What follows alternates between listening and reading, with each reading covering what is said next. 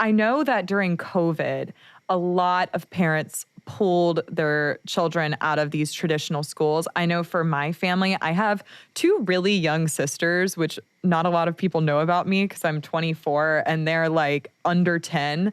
Um, but they both were in public schools at the time.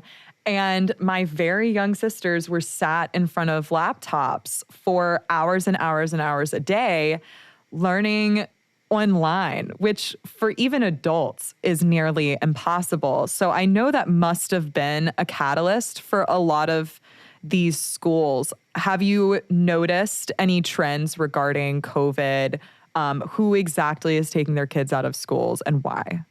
Absolutely. It's really interesting. You mentioned my book, Unschooled, that came out in 2019, that really highlighted sort of the growth and increased momentum in education alternatives and innovative learning models that are outside of traditional public or traditional private schools. So, I kind of cataloged the growth over the Mhm. first couple of decades of the new millennium in microschooling and homeschooling and the diversification of both of those things. And then, of course, COVID hit. And so, as Milton Friedman once said, what are the ideas lying around that take hold in the wake of a crisis? The ideas lying around in education were certainly these sort of out of system entrepreneurial models of education, along with, of course, school choice. And we've seen a growth in both of those areas over the past 3 years of education disruption. And I think really it just the response to COVID, the school shutdowns, the remote learning, all of that really just accelerated this trend that had been gaining traction. Mhm.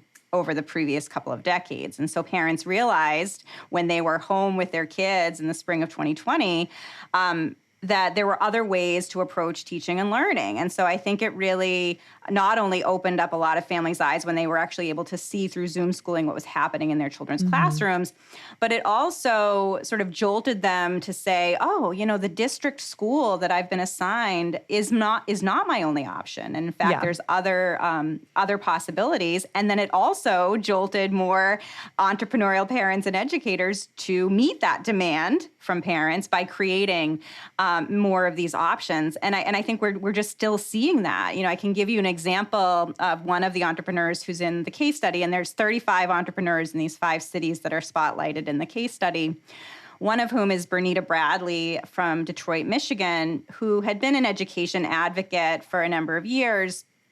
And when the school shutdowns hit Detroit, she started working with a handful of families, about a dozen families, Mhm. who decided that they wanted to approach homeschooling, which was not something that actually Bernita had been actively involved with or in any kind of deliberate way. I mean, she was focused on lots of different options for families, but not specifically homeschooling.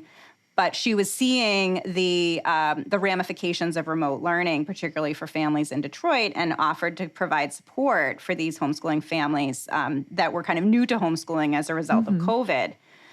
Well, sure enough, of course, schools have all reopened. Things are relatively back to normal. That one program that she started called Engage Detroit in 2020 with 12 families now serves more than 100 families, almost 250 students Wow. throughout the city of Detroit, of all families who are, again, like these teachers, fed Mhm. up with this schooling status quo and are taking, efforts and charting their own path to creating an education program for their kids that's much better than anything that they would be getting in conventional schools. And they're doing it in a really collaborative way. This isn't sort of traditional homeschooling in any way. This is Mhm. really a much more kind of community-based, collaborative process that involves all kinds of different, teachers and partners throughout the city. So just exciting to see.